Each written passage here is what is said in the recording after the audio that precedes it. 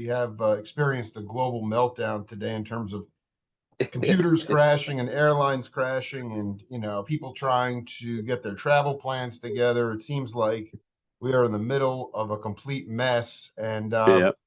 most important thing really in this time, as in any time, is to be able to sit in the mess and be comfortable with it. And I get a chance today to reconnect with a really dear friend of the program, an incredible musician, very musical drummer who has played with all different types of luminary cats and lots of unsung heroes. And I think at the end of the day, what he's also recognized is with a beautiful family and grandchildren and the legacy that he's left, that his legacy and his music and his art will live on long after he's left this planet.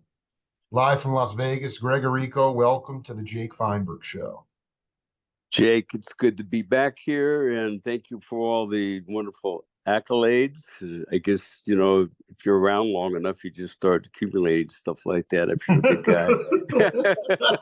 Yeah, if you're around long enough, it begins to pay off. But, the guy that was, I know you were sort of like right in the milieu, but I did want to ask you about a guy that you recorded with him in the 90s, but I wanted you to talk about your connection to Gary Duncan and Quicksilver Messenger Service. Back up from LA to the Bay Area, Gary and I hooked up, and he had a studio in Santa Fe. And we did he was a great writer. We did a lot of recording there, like Quicksilver stuff. And I produced a bunch of other stuff in that studio. And we had a long run, 10, 15 years minimum. We did a bunch of shows, Quicksilver. And I think I was talking about, Bill Graham had thrown a big event. I think it was at the Civic. I think this is video on like YouTube and stuff for when the Loma Prieta earthquake happened in 1989 in the Bay Area. Yeah. And we went and played for that. And like I said, there's video, I think it's on YouTube. It would be Loma Prieta quake benefit, Bill Graham. I think it was at the Civic Auditorium in the city. I think I've seen clips from that. And you were, was Cipollina still alive at that point? No. This would have been David Freiberg was with us, and there was a couple gals singing, David's wife, and right. And Bobby Vega was playing bass. Michael, who do we have on keyboard? Michael. Oh, I forgot Michael's last name. This is 89, so long ago. Anyway, we had a great run, and then he kind of like just stepped off the track again, went back in some old ways, and shut down the studio, and he was gone a few years later. He continued to do some touring, and some recording, and then he passed, unfortunately, some years back. Did you? Yeah. It was revelatory. I've had the album for a while, but it was the original Santana album, and you're playing tambourine on it, and it's Oh, it's a Braxis. Braxis. Yeah, that is a Pacific High recording. And I'm like, I know that, there's this whole thing. I know you were just a kid in San Francisco, like in the city running around. And then there was this whole like houseboat scene with Cipollina. That's where Healy met Cipollina in the Fillmore West. You never really crossed paths with those cats? Not then. Not at all. No. And at that time, I was touring with the group. It was Sly and Family Stone. Sly, yeah, totally. But you shared bills with them, or not even on a bill or anything like that. We may have did the Fillmore. I believe we might have, but I didn't meet any of them back then. Freiberg and Duncan. I don't even believe. We were like doing our own things. We might have passed, crossed paths few times, but that's about. We didn't meet and hang out. This was not till way later, 15 years. Yeah. One thing I wanted to talk to you about, because you're a producer in your own right, but as best you can you talk about especially the early Sly albums. Um, like who was the engineer, and how did you like, or how were your drums mic'd on those records? Because it doesn't matter what kind of genre of music it is. It just, this one period of time that I love so much in music, there was what you would call room sound. I mean, it was leakage, but Yeah. it was good leakage. It was room sound, and I wanted you to talk about that, not just with Sly, but also as a producer, how you use room sound to, because the music just felt so good. It breathed, And now today, there's just so much. Everything's mic, everything's closed mics, or a lot of Well, yeah, pop. Go ahead. yeah. Closed mic and then processing to create that what you call quote unquote ambience, just natural ambience, like when you're in a live performance. There's ambience, there's air around it, there's reflection bouncing off the walls and so on. Yeah, I could talk a lot about it. I mean, back in those days, if okay, first of all, we recorded a lot of the stuff, most of the stuff at CBS Studios, whether it be New York, Los Angeles, or CBS wasn't set up yet in San Francisco. They did later on. We did some recording there, CBS on Folsom Street, which was Right. called the Automat. Was that before or after? Going back 50 years now. No, definitely Automat was after. But yeah, CBS in Folsom But Street. Yeah. yeah, the engineer, remember if we met him at first in New York with Don Palouse, Wow. and he later on became uh, he ran the Boston, up in Boston there, the School of Music. What's it called? Oh, Berkeley. Yeah, Berkeley School of Music. He was a dean there. This is way after he Really? retired Wow. as an engineer. Great guy. I mean, they would put up, this would just be a couple mics. He put up just really high end, awesome tube mics. That's Like it. That's it. yeah, one on the kick. It was an overhead, and it'd be one probably between. This is really early, between the snare and like the snare drum and the hat, which would get leakage from the bass drum too. And then you had the overhead, and then you had one on the kick. And yeah, it was just, I mean, that was back in the days when, Sly was one of the first ones to start mixing the drums out in front in your face, and everything was built on top of that. It's like the foundation. Before that, drums were just the rhythm in the song and the recording, whether it be big band or R&B, and so this started 67, and then hence you got Zepp, and which I met the engineer that did their early stuff, Bonham, Yeah. and just like you hear, he told me they recorded in England in this castle. There was an entrance foyer, and it was several stories high. You come in, you enter, and there's a big a staircase that goes up to the upper floors. It's all marble. So he set the drums up right there in the entrance in the foyer and put a couple mics up, and you heard what you heard. I mean, Oh it my was, God, I love it so much. yeah, I mean, just big badass sound. So those were those were great times. And then, as then close miking, multiple miking became popular, and then you have to process the sound. Of course, I mean, there was always exceptions to the rule where someone just had great sounding drums. They were tuned properly, and you had the right combination of mics, and also the engineer understood when you start introducing all these microphones, you start throwing shit out of phase, and that's where you lose that natural sound that connects to give you a chill bump on your arms. That's You right. know, if something's out of phase, so you're hearing something, but it doesn't connect with you. You lose the low end. You lose the imaging of the image. There's an image to sound too. So it's an interesting thing, but and then you got the learning curve, and some cats knew how to get it, and some didn't. Especially when it got complex.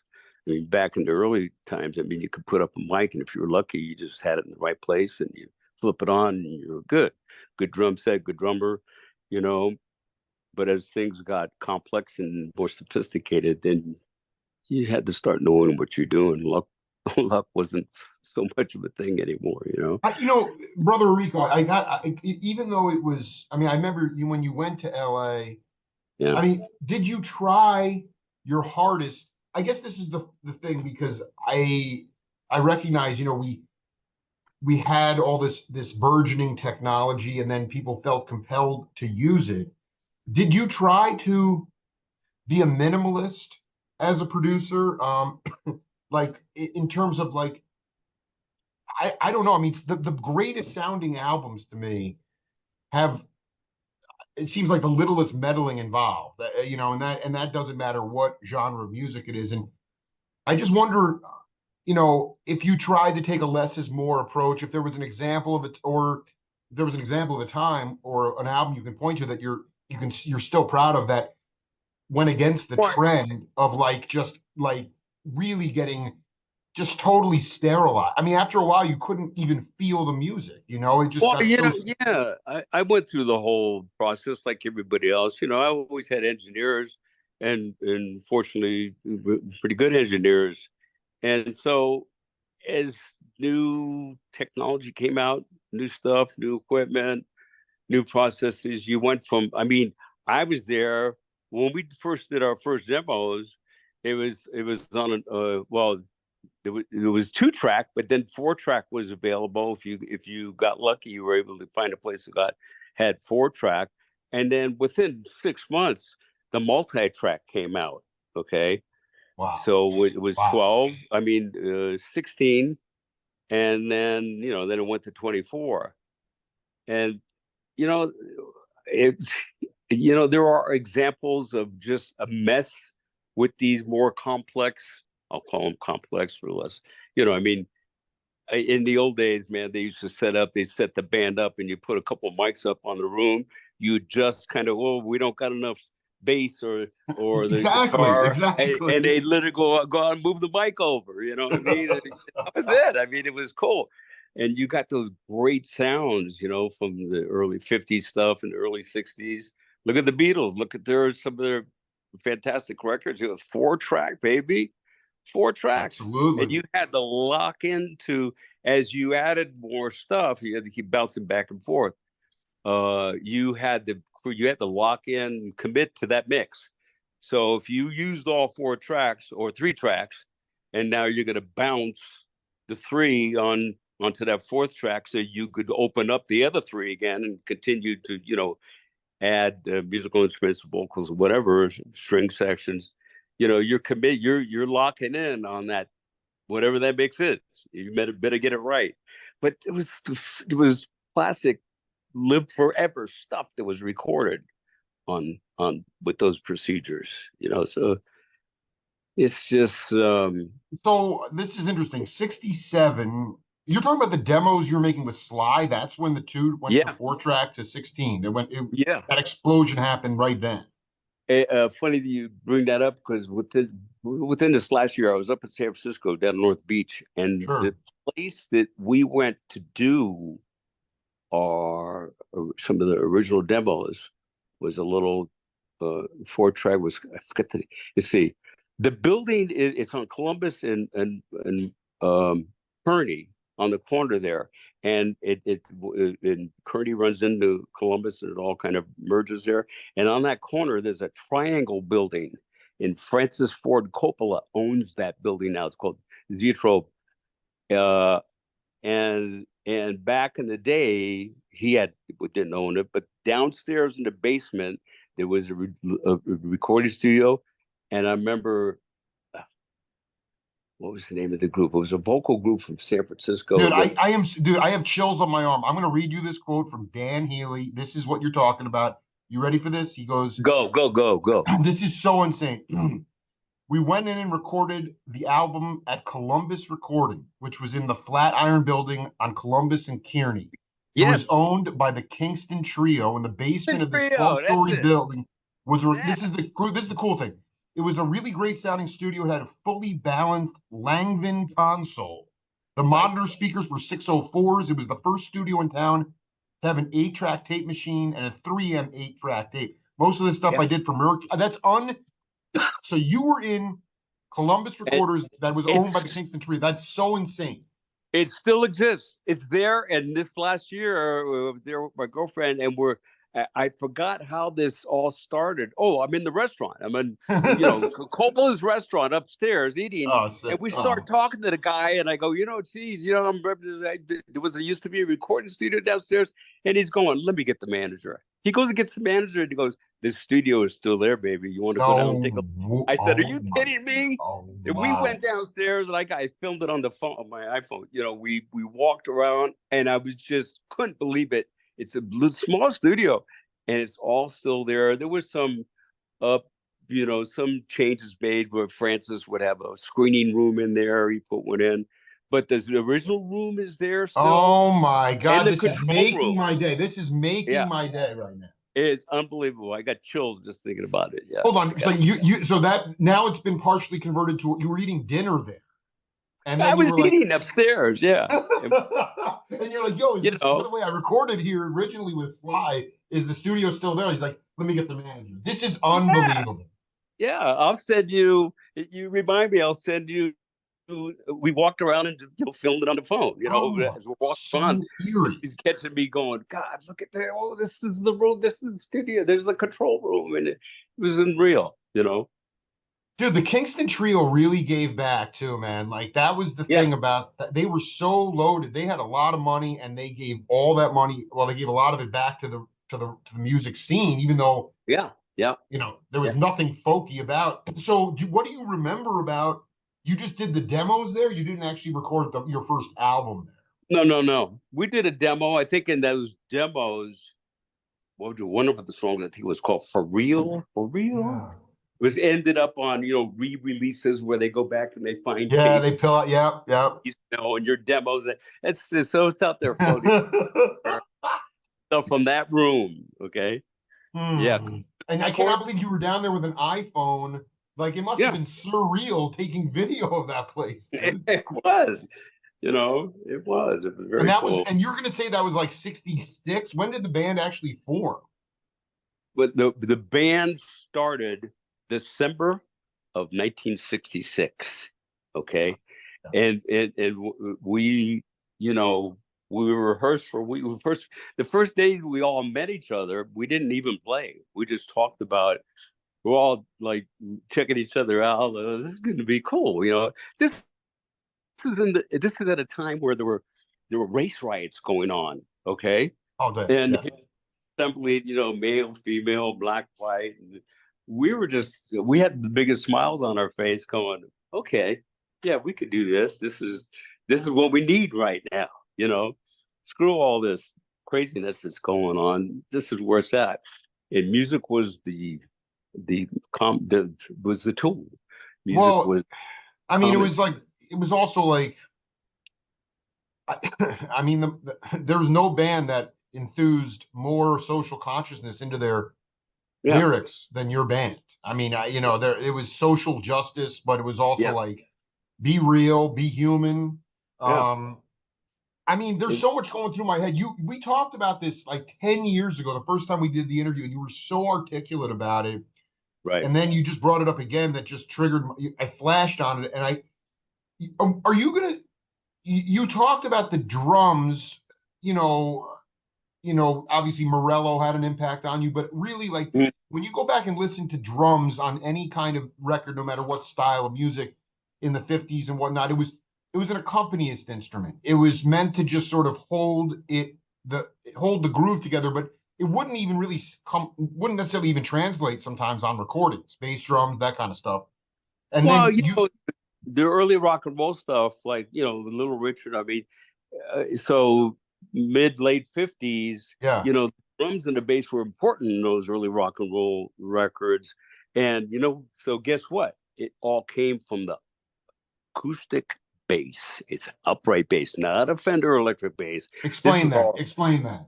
an upright bass like they're using in jazz. Upright acoustic. Absolutely. No, I want no this for the audience. I want you to talk That about it. that is the synergy, the sound. That's the whole way that acoustic sound translates in a room with a set Mm. of drums and some ambience is what makes those records. You listen to, Lucille, damn. Oh. I mean, you can't do that any other way. It just that's what created all the Elvis records, Jerry Lee, all that early stuff. It was acoustic bass, and I still when I hear it today, it's still, yeah, that's it. That's the stuff, man. Yeah, and But you said you so, but I mean, I want you to talk about like when you because you just said a couple minutes ago, it was like Sly put the drums at the front of the mix. yeah. Was that completely revolutionary, or was there something before that? Or basically, what you're saying is, um, like all of a sudden, the sound of the drums was at the same level as the rest of the instruments, or even vocals. Well, he was a drummer at heart. He loved the drums, he loved the rhythm. So, we're making our records, and whatever I was doing must have resonated with him to where, it inspired. This is like some kind of a preconceived notion, or I'm going to do this. No, this happened in real time. You, Unbelievable. Yeah. you're doing stuff, and you're inspired as you're going along, and because you're not afraid to do it or to try, and this is how it ends up, and that's when the whole sound, everything started changing. Was that late 60s, just after just well, you had the Beatles was 65, with the English sound, and their stuff, that was all George Martin, your BBC, they're producing it over there. Well, it was Columbia, I mean, Capitol, the Right. label, but they're Right. producing Abbey Road. Yeah. yeah, the early stuff over there in the UK.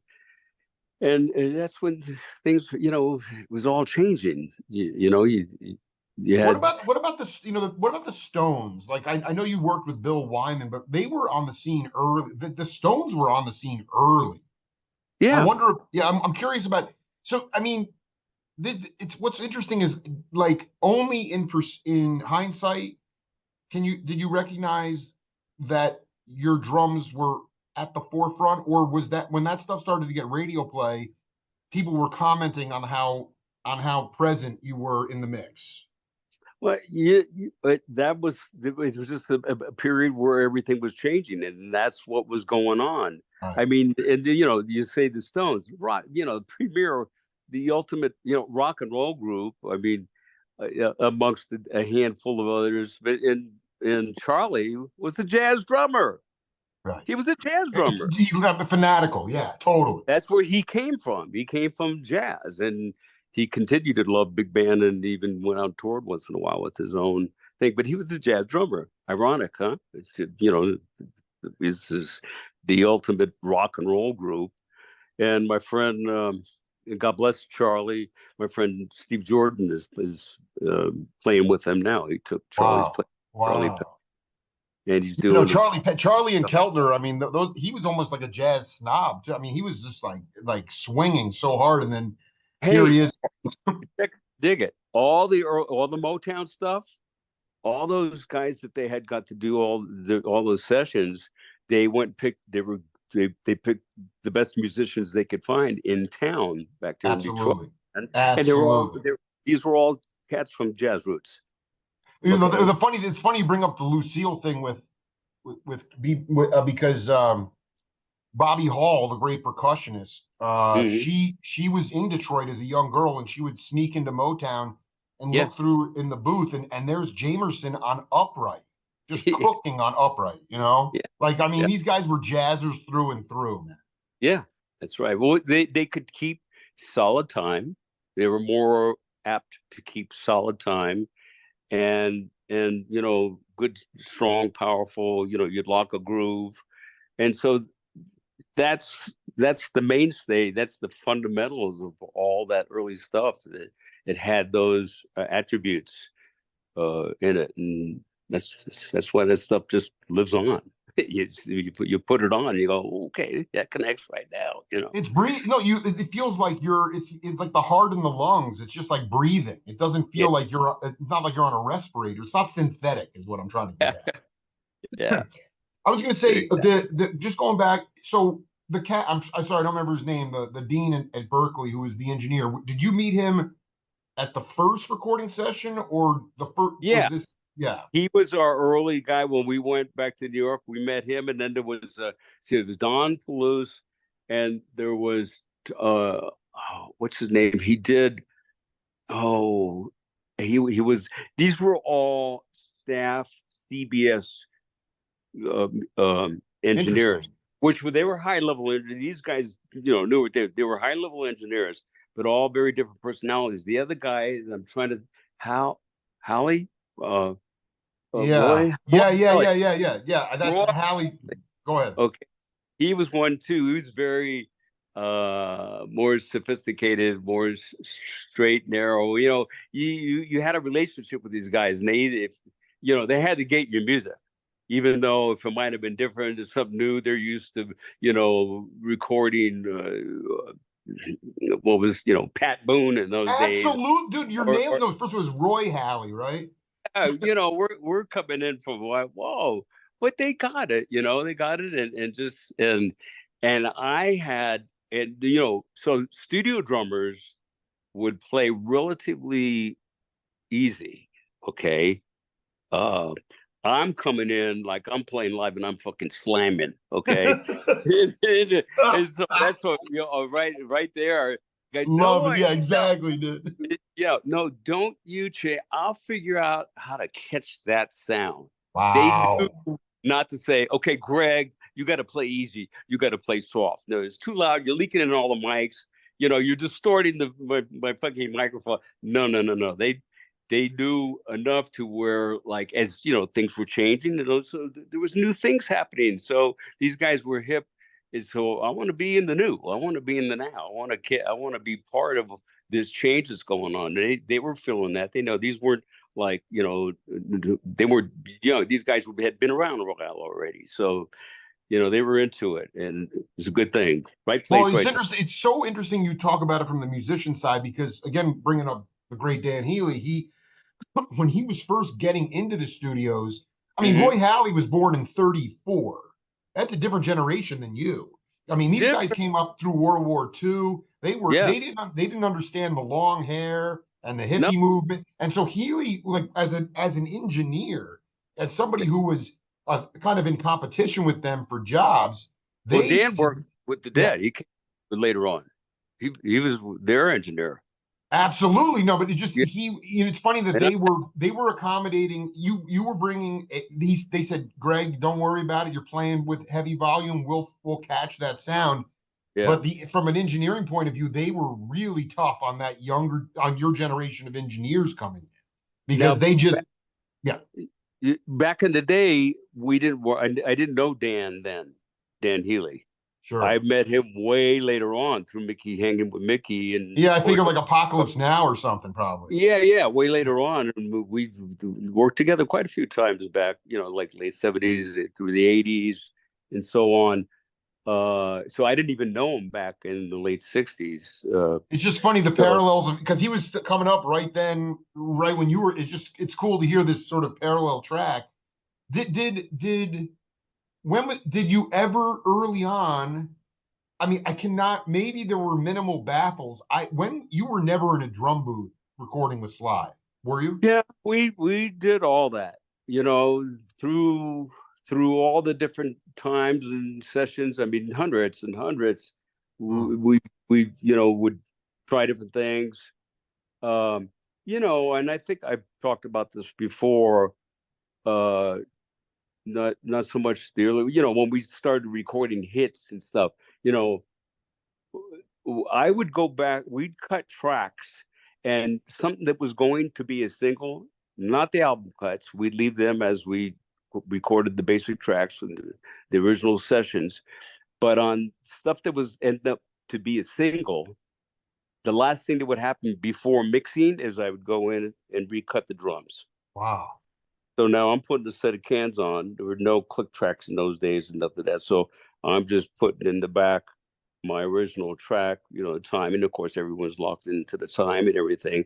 And I'm putting on a new performance on the drums based on what that recording morphed into, because you record tracks and you develop them, and stuff morphs. It changes. You get new arrangements sometimes, and all kinds of stuff. So new feels even. And so I would lock in, and in my mind, I always had an image in my mind, a picture of each section of the song. So there was, the intros, the verses, the chorus, the bridges, and I always had an image, and I would play.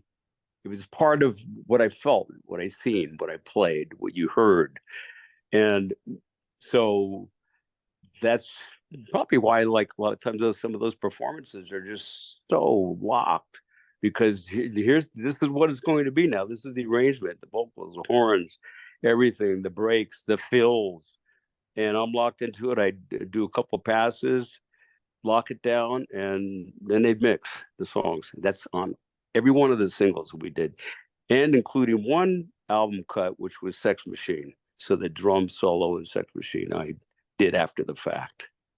You did it. So you're telling me, I just want to be clear as a And the non-musician. performance, actually, no, the performance too. I did, but then I overdubbed the drum solo. So you talk, this is so interesting because uh, I remember talking to uh, Mark Egan, great bass player with Pat Metheny, and Uh-huh. I mean, clearly they were. I mean, Sly was doing international touring too, but would you say when you were cutting singles, you would lay down like an original track, the original, and then you guys Well, would I mean, actually when we're cutting, like, we don't know that that's going to be a single. We're just exactly no laying no down no no no. tracks. This is I'm getting. Yeah. I want to ask this question. So like Okay. then you would go out and road test the song and play it live, and then it would take on a life of its own. And then once it grew to fruition, then you would go back in and lay down your drum groove because at that point, No, that's not necessarily a template. We've done that, and I can't recall any specific sure. right now that's happened, but that's not a template. That's not how we did it all the time. That may have happened once, maybe twice. But so I'm talking in general when in the recording process, and this is over months. So Months. maybe we laid some original tracks down, and then developing those tracks, those songs. Sometimes it started out with lyrics, sometimes it started out with a groove, and everything in between. Was no set. This is how we did it all the time. It happened in real time as it happened, and it happened a lot of different ways. But one thing that was a fact that would throughout all these different approaches is usually I would go in and cut the drums the last thing again. So I put a new drum performance on this track that is now developed, finished. It's got its arrangement. It's got its vocals, everything new, sometimes new feel even. You No, know. that's what got me going is that new feel thing.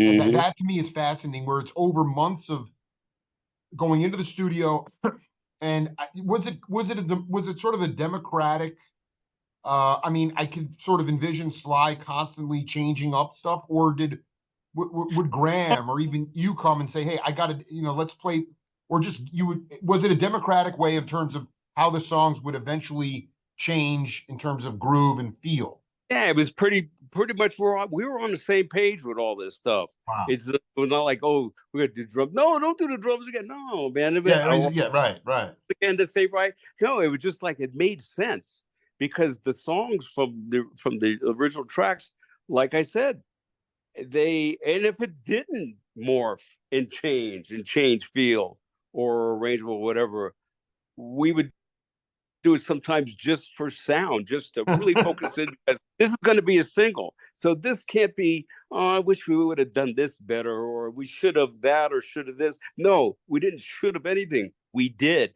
We We did it. did it. Whatever it needed or didn't need. Stay out of its way sometimes. Don't do anything, you know. And we were all on the same page with that stuff. Uh one that just rings out. Could remember we're in Pacific High on Brady Street there. You had mentioned that. Mm-hmm. Yep.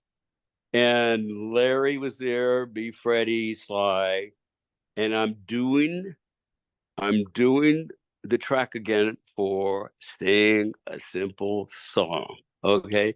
Now this song was cool to begin with. I mean, it just had this. Total. Yeah. So I remember I go in, I lay down like the new performance, the new track on it. I come in, Larry looks at me and he goes, he had this gleam in his eye and he goes, "That's gonna follow you forever, dude." Buddy, he goes, "That's gonna follow you for," and I knew. I go, "Oh, I'd lock this sucker down." You could say, Oh man, dude, that is you know, such a beautiful feeling. yeah, and I mean, so it was great that we had the opportunities to do that kind of stuff and to do it right, and um, it when you do something right, it lives on. 20 years from now, it's still wow, that still connects. 50 years, it connects. You Just know, like no, this is. I mean, of course, it. If it feels good, I mean, in some ways, it just. I mean, it's timeless. I forget the word you used before. It was yeah, very poetic, but it's just timeless, timeless. Did you that's right. ever, in your? I wanted you to talk about your philosophy, though, as a no matter what project. I mean, the idea of. I see a lot of younger cats today. Uh, Obviously, it's a completely different terrain. Music is just it's so different now than it was when you were coming up. But Yeah. not that the music racket was ever fair, but it made a little more sense in my mind when you were Mhm. coming up. And I see a lot of cats today. They have a lot of information coming out of them. They make a record and then they make another record and they make a lot of records and either and they put the stuff down. They cut it and then it sort of just sits on the shelf. They don't necessarily and the songs atrophy in a lot of ways. And going back to the Pat Metheny model, I was wondering, just in general, obviously having a touring circuit helps to be able to road test songs, but I just wonder about Yeah. your experience with taking a huge bag of new tunes and going on a pretty relentless tour and road testing Well, those songs that they take on a life of their own, and then you record them. I just want you to great. talk. Well, great question, and it wasn't necessarily. I don't remember particular any circumstance where we recorded the tune, All right. maybe, and before finishing it or mixing it, we go out, we're performing, and then we come back to finish it, and we change it up drastically because of the experience of performing it live. And that may have happened, but I don't recall anything. But what I do recall, and what is a Yeah. great question that you brought up, and a great perspective on this, is you record. You got some new recordings, records, and now you got a couple, especially when they've come out and it might be a single, it's a hit. Everybody's heard that. They're expecting to hear it, so on and so forth. Right. Now, when you perform that song or that recording that everybody has heard and relating to, sometimes there's a couple ways to approach it. Sometimes initially you want to deliver it like the record. Okay. And that works. Sometimes it don't work. And when it don't work is what I did, my experience, and what we did, collectively too. You would change the way you perform that live Wow. because doing it verbatim as the recording just simply didn't work. It didn't lift off the ground. And you had to do something. Now there's that happened. And so that's why the band was such a good live performance band too, because we were able to do that. And there's no set thing. There's not a template fix for that. Like where you just speed it up a little, or you played softer, or you played harder, or no, it was whatever it was specifically for that record, for that performance, and doing it live. It translates different. And we were able to do that. And there were a lot of songs like I'm that. curious. No, this is really interesting because this is really important. I could tell you. Yeah, Like, go ahead. for example, uh, Single Simple Song, the Yeah, record, you perform that right. That groove, that what you hear is what you do. You bring it live. that's I right. want to take you higher, different animal. Didn't, but it was more rock and roll doing it live, and you had to do that to get it off the ground, to get it like we used to deliver it live. You listen to that Woodstock or some of the other, Right. that sucker, that was like a freight train. We turned that into, it was you, and then you can't do a record like that. It's a live record, but just to do a regular recording or just to record, to do a record, a single, I mean, just so that they're different, they become different things, different animals, and they're all valid, you know. So sometimes it was like you performed that record verbatim. Sometimes you had to change it up, and what that change was not a concept, it was different things. They were, to depending on the song, you know, I want to and it take you worked. higher just for the audience. That was recorded. That was more of sort of a R&B soul kind of vibe, as opposed to the Yeah, live that turned on the yeah, like a freight yeah, train. yeah. I mean, you listen to the live versus the record. They're both good. I mean, they both make their statement. They're a little bit different, and you had to play that different live to get it. I couldn't just. I mean, you could play exactly like the record, but it just there's a much bigger place you could go to with I that. love this. This is right where the rubber meets the road for the Jake Bot. This is so Yeah, great because good. what I want you to talk about is the trusting the trust within the band, because I have to believe. I mean, when you played it, let's just take I want to take you higher. Uh, it wasn't that you talk about the audience wanting to hear the way the song is exactly on the record, but you Hmm. were more in as a band. You Hmm. when you were playing that song live, maybe you Hmm. did play it like the record the first couple times, but you guys knew intrinsically you weren't doing it to please the audience. You were doing it because the band in general knew that it could go to a completely different place. Well, no, you did this. You Yeah, were you were able to let go and do it differently or whatever it took because you did want the audience to get off. But you had to get off first, exactly, and then you're exactly, what? exactly. Okay, just wait, guys. It's like so that opens up that line. That the line is the line, the opening line, right? Da, da, da, da, All da. right. Okay, wait, just wait till this takes off. You know what I mean? It's like, no, we're gonna take you there. And we never had any second thoughts that, oh, it's gonna work. I mean, it would be a quick process. Larry and I, and we never discussed this stuff. We just had that chemistry, that I thing. love this. Oh, It I was love it. This just is like so legendary, dude. it was one mind. It was just one Hmm. mind. It was just like a magical mind that existed hovering over us, and we were plugged into that, you know. And so we just had that. It was a natural thing, that's all I could say. And I think it's so beautiful because I mean, I don't need an exact number, but would you say that there are a handful or more of songs that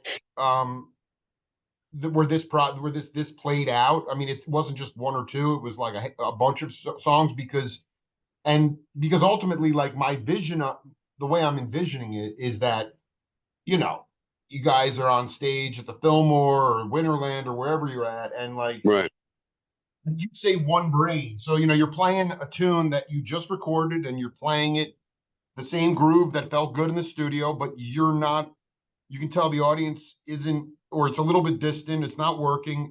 That one brain mentality, would that go down instantaneously on the bandstand? Or would you say, hey, let's do this different tonight? Or would it just come out organically live? most of the time, well, you had to go through it. In other words, you had to go. You would traditionally. Sometimes I'd have a feeling, just thinking of, Yeah. I'm already Yeah. looking for the path to be on because I'm already feeling this thing going to go down live for some reason. It's just a feel, It is no particular rhyme or reason. You're just feeling that. And so the process of mine had taken a couple performances to, and maybe even a discussion. Okay, you know what I mean? And sometimes not. So And then you just would go, you would say, okay, that in all, you guys were like, that felt good. We're good. We can move.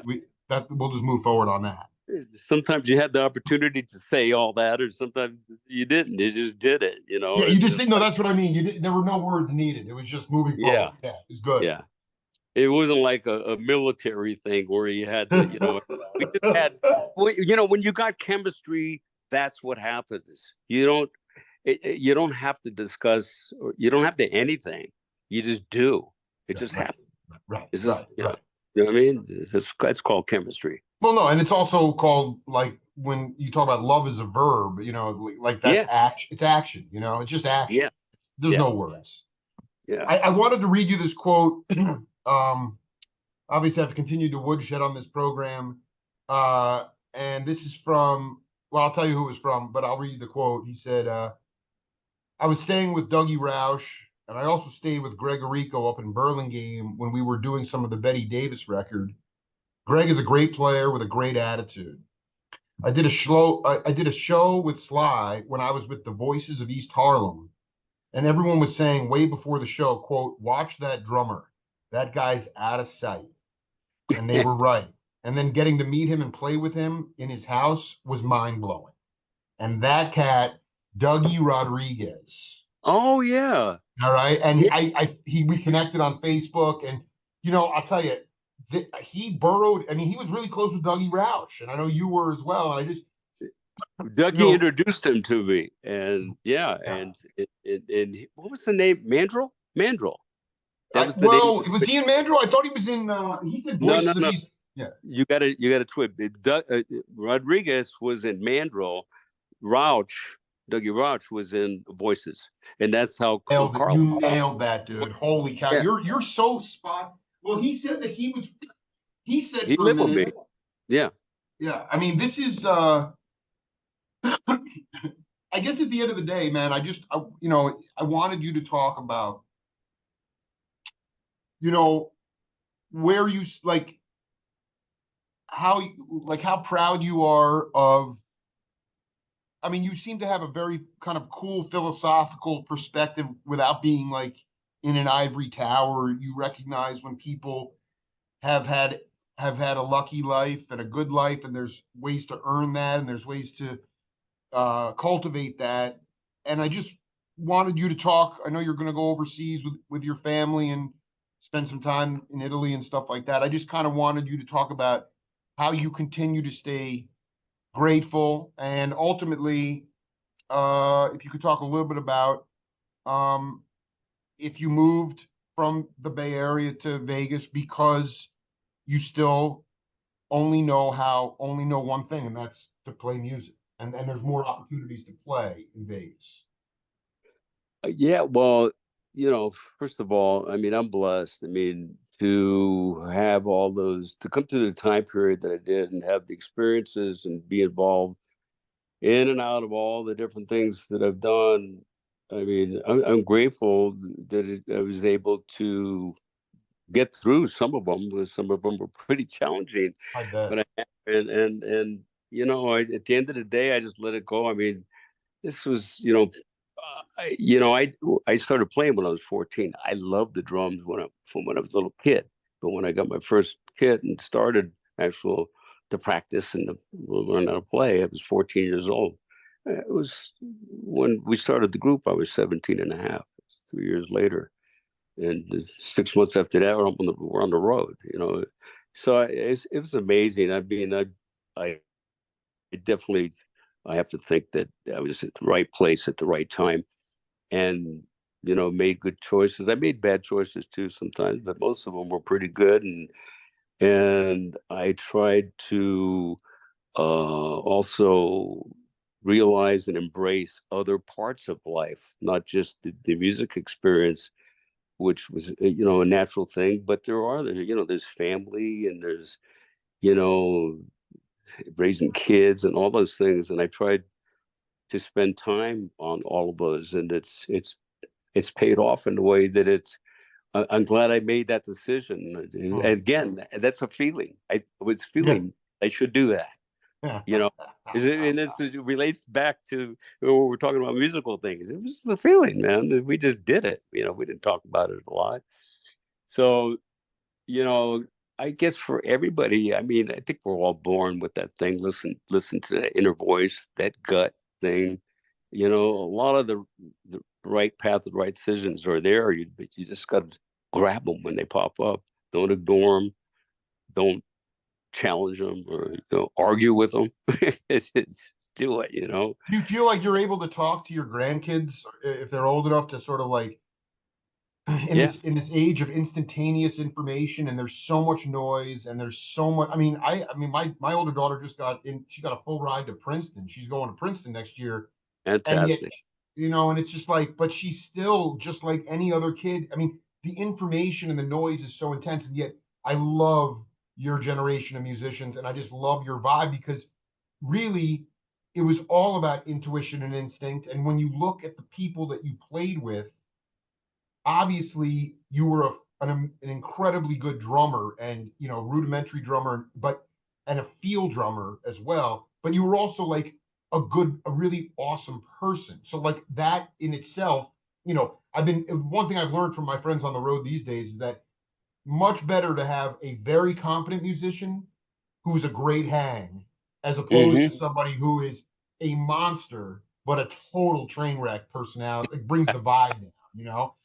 Yeah, And it's like, I mean, I guess going to your grandkids, not that they maybe even pursue music, but it's harder today to tune it, to drown out the noise and trust your instinct and intuition. I wonder if you've been able to pass that on a little bit. well, it's such a different time. I mean, geez, it's just a different time and place. I mean, it's so different. Like I said, right place, right time. I'm really just, grateful that I was uh, present during this musical renaissance that happened in the 60s. Also, a life renaissance. I mean, the changes, all the things that were going down, all the realizations of social things and, politics, social, societal. It was a powerful time. Some of them, are coming back again, Yeah, you were down right. being interpreted wrong like they were then. But I think Wow. at the end of the day, we'll correct it. Well, just as long as everybody keeps caring and pays attention and listens and Hmm. you know gives each other room, we'll get it. I mean, look at some of the shit that's happening today. Whoa, it's Greg, you frightening. you making dude, I think you just said some of the most important stuff, and it, I hope you're right. I mean, don't save space for people. Keep Yeah, listening. Keep caring. I see yeah. a lot of caring, and I see from same but I also wonder sometimes if caring.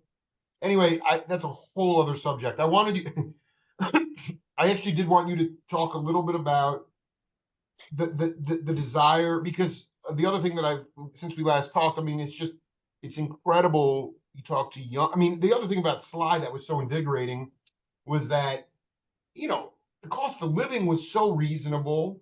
Oh, You could get ahead as a drummer in a great band, and there are so many great. It is so hard to sing for your supper now yeah. in music, and yet the cats I talked to were great, and they said I got bit by the music bug. It's the virus. You can't get away from it. It's the only thing you know Right, how to do. And I right. just feel like you move. I last time I saw you, we were hanging at this farmers market in Mill Valley having a great lunch, and you were up in Petaluma, and you went to Vegas, and now you're in Vegas, and I just wonder if part of that reason was just because there's still opportunities to cook the groove on the bandstand with peers of yours like Carlos and other people. Well, again, times change, things change. San Francisco is not now the Hmm. place that I grew up in, buddy. It's not the same place, Not even and close. all kinds of different reasons for it. I mean, just one thing you were talking about a moment ago is affordability. San Francisco, I mean, such a beautiful place, and everybody hadn't found out about it yet. It was cheap to live there. You could so artists that weren't making money, they're just creating art. They're just feeling they're just there because they could be. You can't do that now. I All know. those It was creative magical people, then. God, yeah. yeah. So it removes that garden. It removes Exactly. all those possibilities from the area, and but that's the case all over. And then politics and things, and just there's a lot of different social problems and stuff. The homeless and all this. It's just you can't control all these things and say, well, gee, I mean. You go through life, and there's certain points of time where just things exist like they do, and these wonderful things grow and come out of those moments. And so hopefully that keeps happening into the future. um and who knows how and what that's going to be. As far as Vegas and like me living there and coming out, if you had asked me, I've been about a year and a half, I'm down here now. If you a couple of years ago you say, are you going to be living in Vegas? I say, you're nuts. Dude, actually, I still feel like I had Petaluma. I had I still can't believe you moved from Petaluma. That's like my well, favorite city. Yeah, but I get it. I get it. I get it. well, so at the end of the day, it's this I it the opportunity or the situation to come down here came up. I went and explored, and I end up here.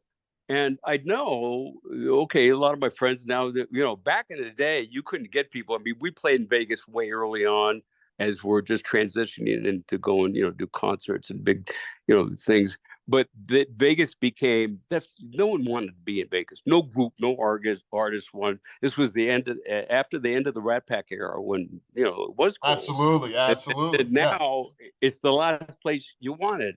But then fast forward to the 90s and 2000s, and all these groups that never thought that they would still exist at 50, 60, and 70 and 80 years old.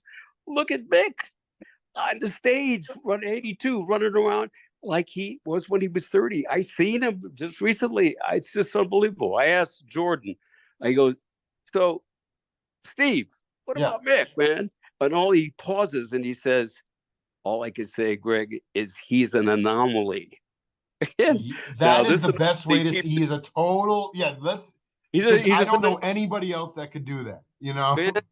He keeps in shape. I mean, he consciously is doing all the things you need to do to deliver that. It's not just the God given or whatever. You know, Right. you, it's some hard work too, but he's doing it. It's just unbelievable. But what was my point? Oh, so now Vegas happens to be, as a matter of fact, like I said, San Francisco ain't the place I grew up. You don't have all that creativity and music can have. It's still a wonderful place, but there were so many clubs, and Bill Graham came there and started Come this on. It was, you couldn't, I part of mean, it was absurd. It just was on and on and ridiculous. on. So Vegas is the intersection of the world for arts and entertainment. Wow. And grew Wow. everybody's got Neil's got Journey here. Carlos is here. He's been a little good going on 12 years now, residency. Every group, every artist, every genre, and you got an audience. There's people from all over the world constantly coming here. So all so the all the ball franchises are here now.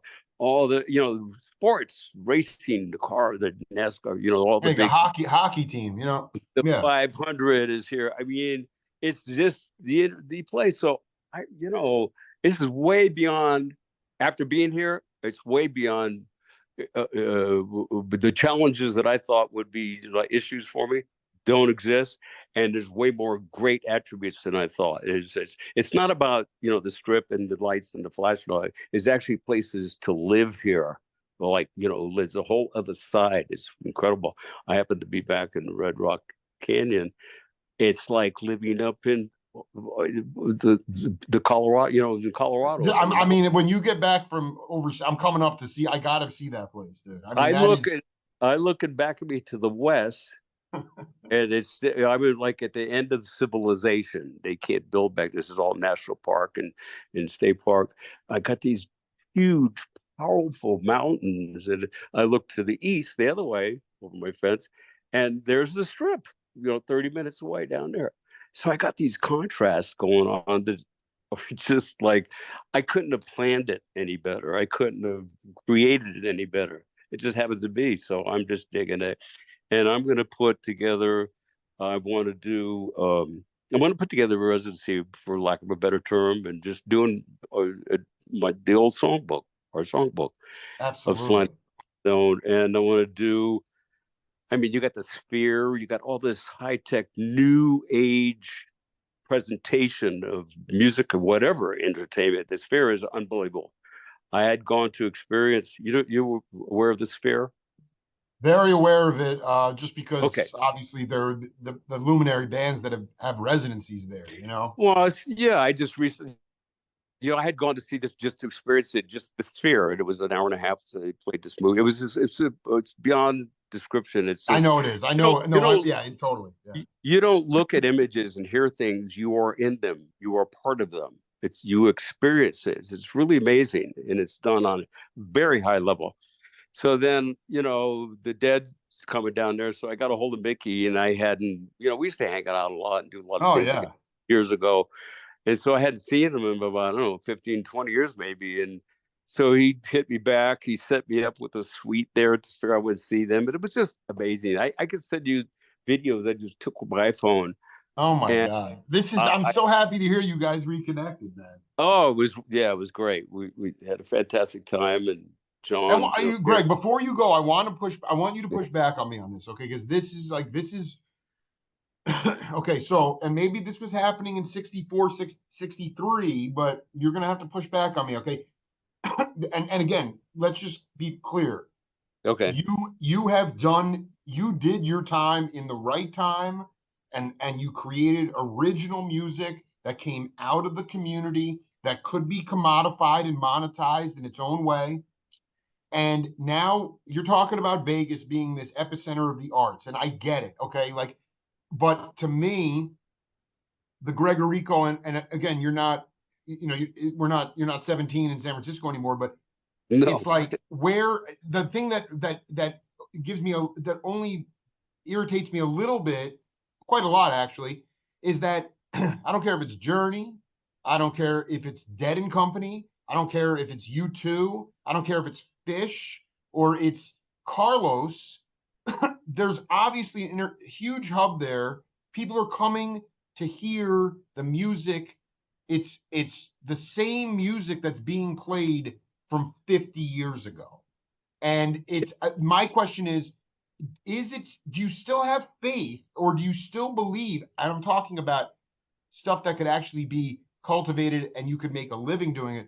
What about the original music, not the cover bands? Because all that you're talking about putting a residency together about the slide music.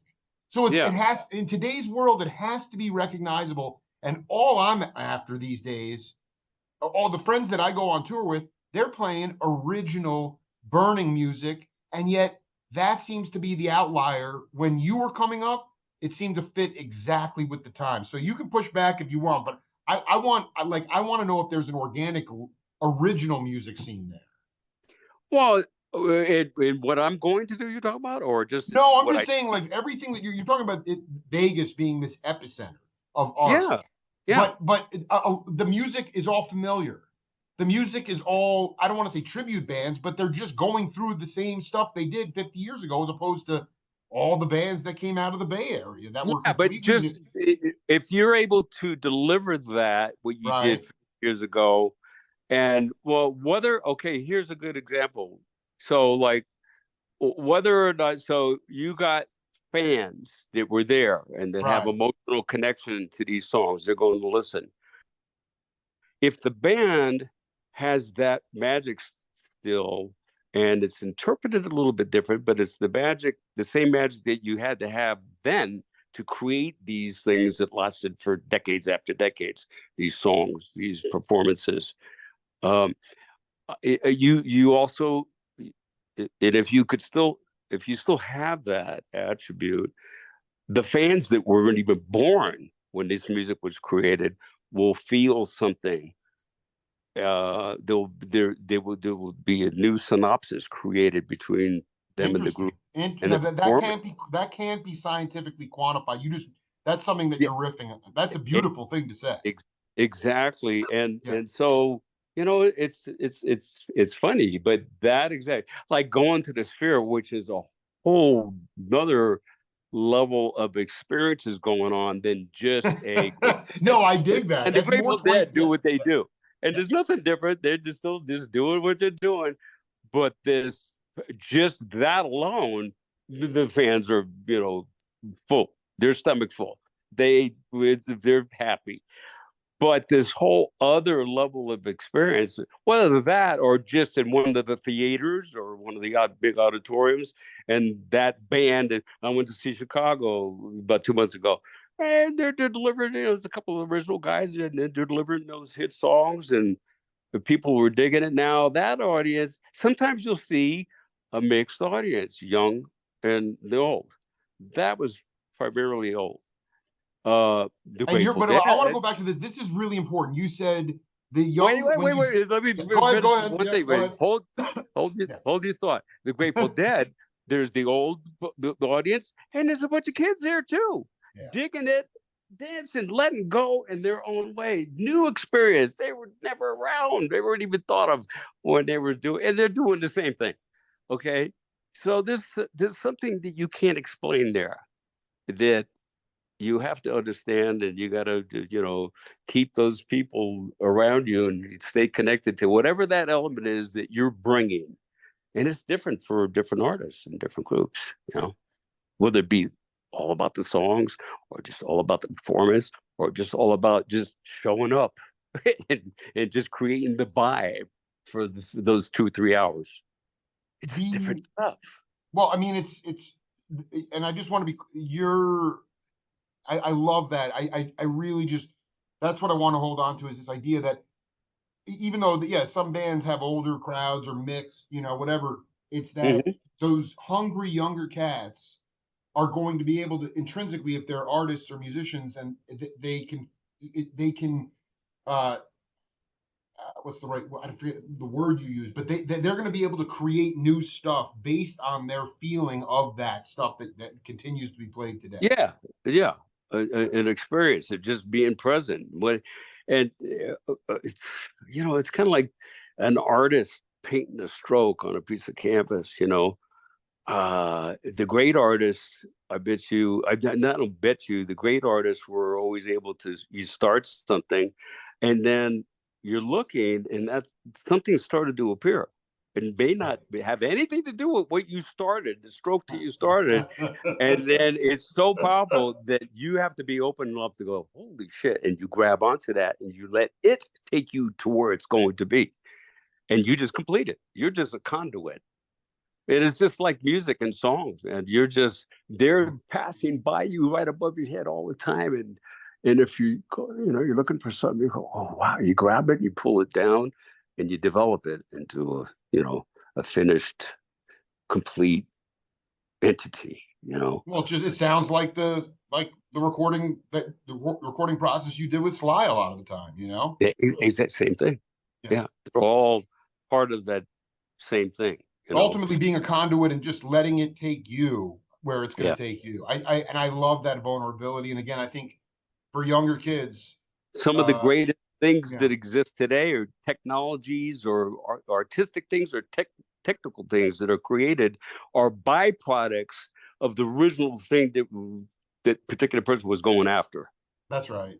That dude, okay, I did. You have healed me and made my day, Greg Errico. Thank you. I mean, dude, please. When are you getting back from Italy, by the way? Probably around the first week of September, right after my birthday. Well, I want you to have a beautiful time with your family, and when you get back, I look forward to connecting with you. We're neighbors now, man. We're not very far away. I'm in Tucson, Yeah, and yeah. you're lucky. I'm very jealous though, man. It ain't getting any cooler out here, man. It's just getting hotter. I And well, so you're getting out of here. I don't know what the temperature's like where you're going in Italy, but it ain't this dude, hot. if I was told that this is what it was going to be, I'd probably be Ah, ah, scared to have the experience. But it's been in the hundred teens, and 100 teams, dude. teens every day for about 3 weeks. So everybody that lives here is saying, no, this is beyond, it's broken records and all that. And here I'm in the middle of it. But, I'm done with the cold, but this is hot, baby. Yo, I got my Babby, I'm car just letting you know. like, I got to be honest. I've been in Tucson 20 years. This will be the hottest summer on record by far. well, I had an experience yesterday. I got my Jeep and it was parked out in front in the driveway. And by the time I got down the corner, which is only about 100 feet away, I thought I was going to pass out and I Yep. felt sick in my stomach. And I looked at the temperature. It said 125. Oh my God. So, Oh I had my the air God. No, within a, Vegas is hotter.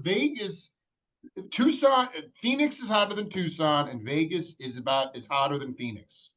So it's you just, have gone into the cauldron there, yeah. and you're gonna have a nice. It's gonna be like a fish, like water in your gills when you go to Italy, dude. You're gonna feel like you can breathe, dude. It's Well, it gets hot there, unbelievable. but this is dry heat. That's humid over there. But I'm right by the water's a few steps away, and it's Mediterranean is wonderful, So it's a whole different thing. But the heat, and actually, what's going on in the planet is unstable weather all over. Yeah. It's not just here, I mean, yeah, we've got the heat here. It's all over. There's a lot of unstable weather and extreme weather conditions are happening. And I think it's going to be around for a while. I think we're gonna be dealing with that kind of a thing. So, Well, yeah. I mean, treasure every moment, brother. And it yeah, was so good to hear your voice today, man. And be in touch and have a really safe trip, man. great to hear your voice too. You inspired me. Thanks for spending some time. Always, Greg. Talk to you soon, brother. Yeah. Ciao. Bye. Cool.